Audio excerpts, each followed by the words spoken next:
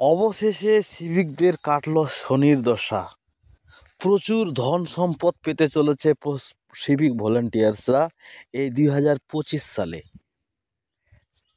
তার আগে জানাই সিভিক ভলেন্টিয়ার্সদের এই নতুন বর্ষের হ্যাপি নিউ ইয়ার 2025, এবং তাদের সমস্ত মনের আকাঙ্ক্ষা যেন এই 2025-এ পূরণ হয়। তো আজকের যেটা বিষয়বস্তু হচ্ছে যে 2025-এর জানুয়ারি মাসেই কিন্তু তিনটা সুবিধা পেতে চলেছে সিভিক ভলেন্টিয়ার্সরা। এই তিনটা সুবিধা কি সেইগুলো এই ভিডিওর মধ্যেই বলা হয়েছে, আপনারা নথিভুক্ত করে নেবেন শুনে নিয়ে। তো চলুন একটু তাহলে আগানো যাক। তো যাই হোক, তিনটি সুবিধা পাবে এই জানুয়ারি 2025। সেই তিনটি কি? তো যাই হোক বন্ধুরা, এই তিনটি সুবিধা হচ্ছে, প্রথমত সিভিক ভলেন্টিয়ার্সরা, আপনারা তো বুঝতেই পারছেন এটা জানুয়ারি মাস চলছে এবং বাংলা মাস চলছে পৌষ মাস। পৌষ মাস সাধারণত খুব ঠান্ডা হয়, জানুয়ারিও ঠান্ডা হয়। যখন সরস্বতী পূজা বা ফেব্রুয়ারি মাস কেটে যায় তখন সাধারণত ঠান্ডাটা কমে যায়।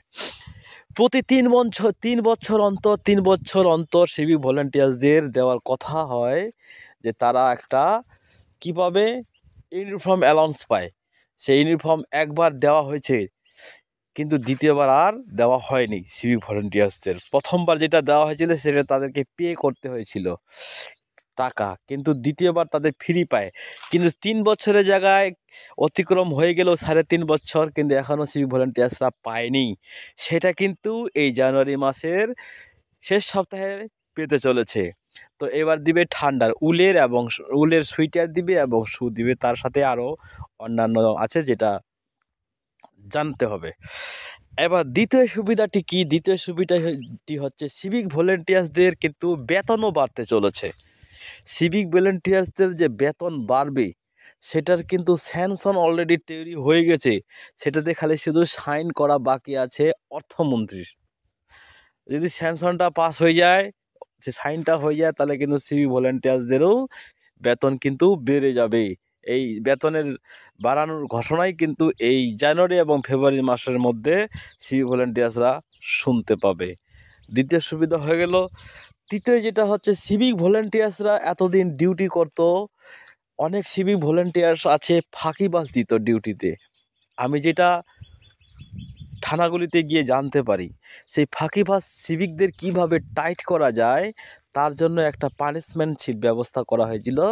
সেটা হয়েছিল, একদিন অ্যাবসেন্ট করলে তাকে 3 দিন অ্যাবসেন্ট দেওয়া হবে। বিশেষ করে ল অ্যান্ড অর্ডার ডিউটিগুলোতে যারা ফাঁকি দেয় তাদের জন্য এই ব্যবস্থাটা করা হয়েছিল। কিন্তু এই কড়া নিয়মটি চালু করার ফলে সিভিকরা ভালো মতো ডিউটি করত। এই জন্য তাদের একদিনের জন্য 3 দিন, কোনো থানায় একদিনের জন্য 7 দিন, এমনকি কোনো থানায় অ্যাবসেন্ট পেলেই পুরো মাসেরই অ্যাবসেন্ট, এইরকমই ভয় দেখানো হতো। সেটা বাস্তবে কার্যকর হয়েছিল কিনা জানি না, কিন্তু এরপর থেকে আর সিভিক ভলেন্টিয়ার্সদের এই ব্যাপারটা হবে না। কিন্তু হ্যাঁ, মাথায় কিন্তু রাখতে হবে, আপনাদেরও কিন্তু ভালো মতো ডিউটি করতে হবে, কারণ আপনারা হচ্ছেন ডেলি বেসিস ওয়ার্কার, ইয়ানি কি ওয়েজেস হোল্ডার। আর যারা পার্মানেন্ট চাকরি করে জব করে তাদের কিন্তু স্যালারি, তাদের কিন্তু এইভাবে ডে সিস্টেম বা অ্যাবসেন্ট প্রেজেন্টের ব্যাপার নাই। তাদের হয় হোল্ডিং সিস্টেম, তাদের চাকরিটাকে হোল্ড করে দেওয়া হয় এবং পরে সেটার মানে হয়ে গেলে সেটাকে আবার রিকভারি করে দেওয়া হয়, এইরকম একটা ব্যবস্থা আছে সেটাতে। কিন্তু সিভিক ভলেন্টিয়ার্সদের ক্ষেত্রে নাই। তাই যখন যেটা ডিউটি করতে হবে, যদি আপনারা এই ফ্যাসিলিটিটা নিতে চান, তাহলে আপনারা ডিউটি করেন 30 দিন, যে মাস 31-এ কাটে 31 দিন, কিন্তু আপনাদের 3 দিন সেটা অ্যাবসেন্ট দেখানো হয়। সেটা হোমগার্ডদের ক্ষেত্রেও দেখানো হয়, কারণ আপনারা পার্মানেন্ট না। যদি আপনাদের ফুলফিল প্রেজেন্ট দেখানো হয় তাহলে কিন্তু আপনাদের পার্মানেন্ট করতে হবে। এই জন্য আপনাদেরকে সবসময় 2-3 দিন মাইনাসে রাখা হয়।